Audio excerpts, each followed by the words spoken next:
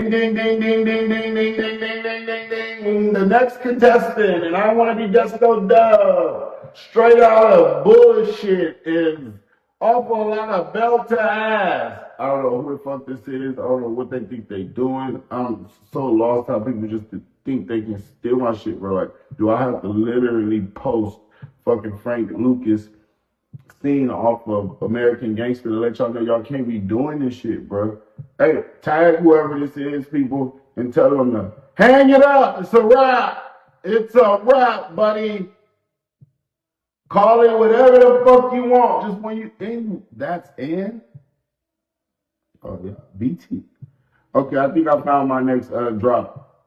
I think I found one. We did Tris last week. This week we might have to go off a lot of belt tabs if these guys don't take this So bullshit. we ain't talk. I ain't try to collab with you. What's this right here? These fake? No, it's inspired by Off-Lot. I be wearing that shit all the time, twin. I was trying to manifest a brand collab. You know, it's for like promotional purposes. You know, it's for my project. I'm pushing this bitch. I'm not like selling the clothing line, but obviously it's doing numbers crazy enough to come across your feed, bro. Let's collab, bro. Let's put some shit together. Bro, this ain't Temu or Shein stealing your shit. Like, selling it for $10 on their website. Like, I don't sell clothes, bro. This album merch. Like, but I even gave you homage publicly. Like, letting people know that this is where I got the idea from. So it's definitely inspo. There's a whole marketing concept behind it. My name is Tris. I post a lot of content. It's a compilation of a lot of my music. But that's the whole purpose of marketing, like how we did.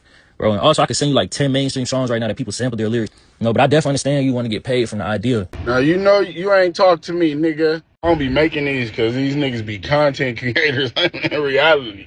I'll make clothes and sell clothes. Look, kids, don't go and take, you ever seen that scene on American Gangster? When they say, you take my shit and re-rock it and try to sell it, that's trademark infringement, twin. That's trademark infringement when you take my shit, bust it down and make them think that is my shit. I gave you my number. I reached out to you.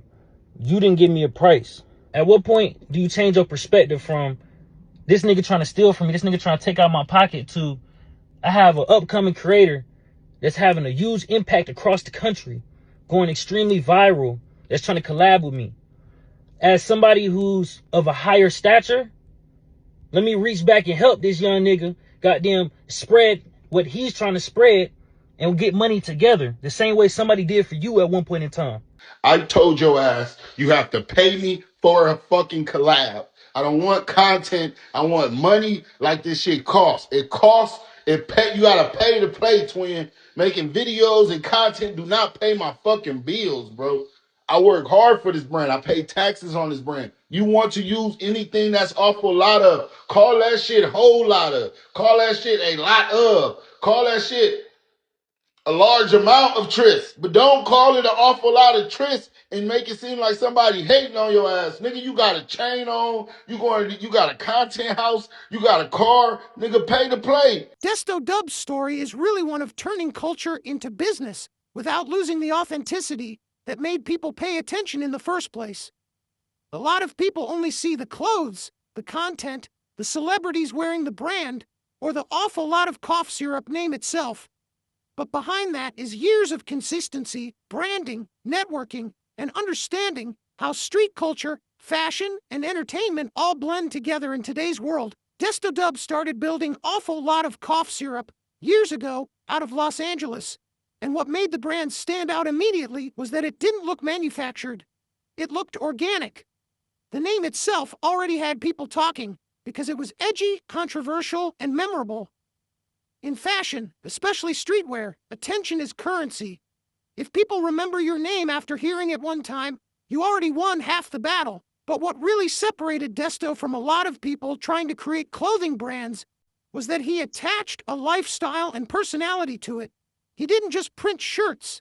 He marketed a whole vibe around the brand, the stores, the neon signs, the interviews, the collaborations, the music scene, the celebrities connected to it. All of that created an ecosystem. People weren't just buying clothes. They were buying into a culture. That's important because modern streetwear is less about fabric and more about identity. People wear brands that represent who they think they are. That's why authenticity matters so much. Anybody can screen print a hoodie, but everybody cannot create motion around a brand. Everybody cannot make people emotionally connected to what they're selling.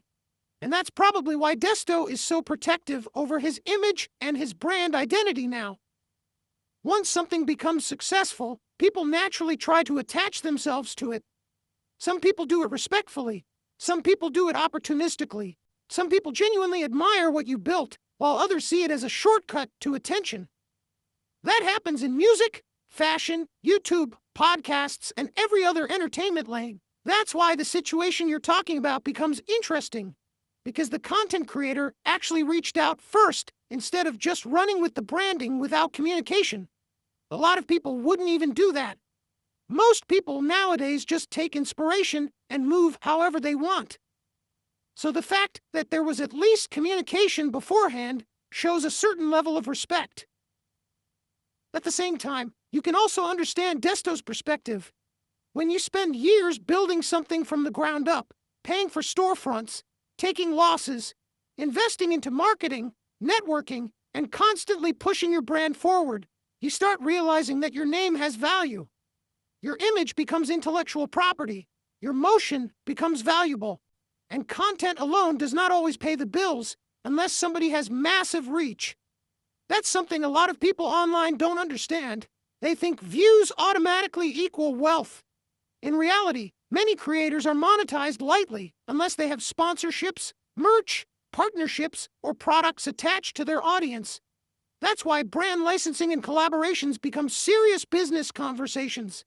If somebody is using aesthetics, terminology, branding language, or imagery connected to your company, from a business standpoint, you may feel like you deserve compensation because you spent years making that image popular in the first place, whether people agree or disagree.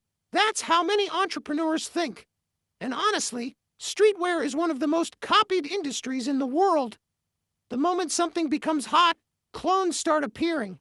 That's why authentic brands fight so hard to maintain originality. If too many people duplicate the energy around a brand, eventually it loses exclusivity. Once exclusivity disappears, hype disappears. Once hype disappears, the value can go down. Desto seems aware of that.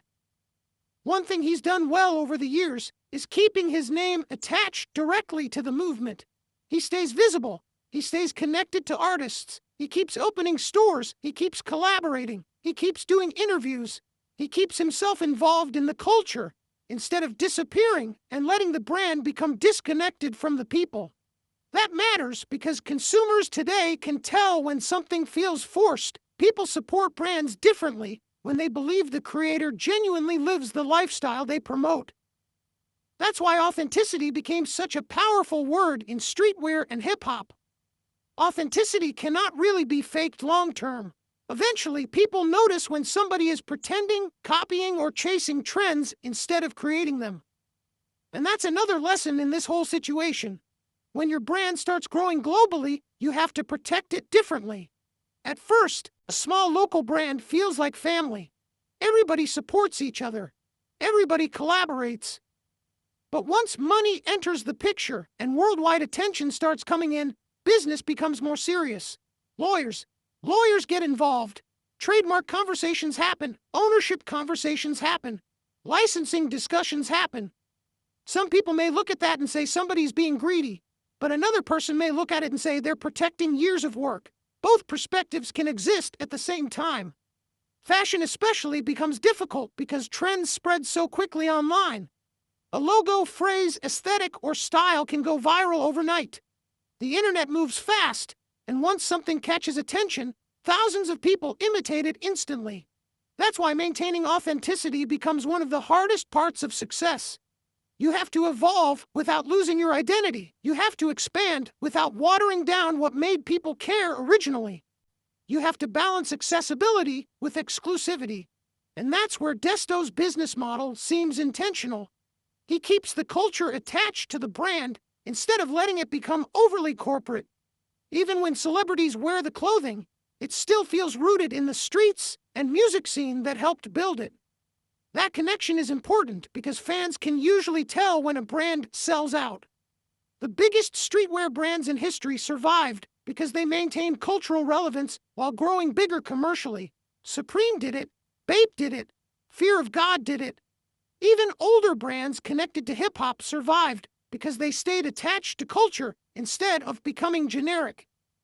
And honestly, that's probably what Desto is trying to preserve, not just the logo, not just the clothes, but the meaning attached to it. Because once people stop associating your brand with originality, it becomes easier for imitators to blend in and harder for consumers to know what's authentic anymore. At the end of the day, there's also a lesson here for creators and entrepreneurs in general. Communication matters. The fact the creator reached out first shows respect. The fact Desto wants ownership and structure around his brand shows business awareness. Both sides are really examples of how modern branding works now. Influence has value, culture has value, authenticity has value. And when something becomes globally recognizable, everybody involved starts treating it more seriously. That's the transition from being popular to becoming a real business.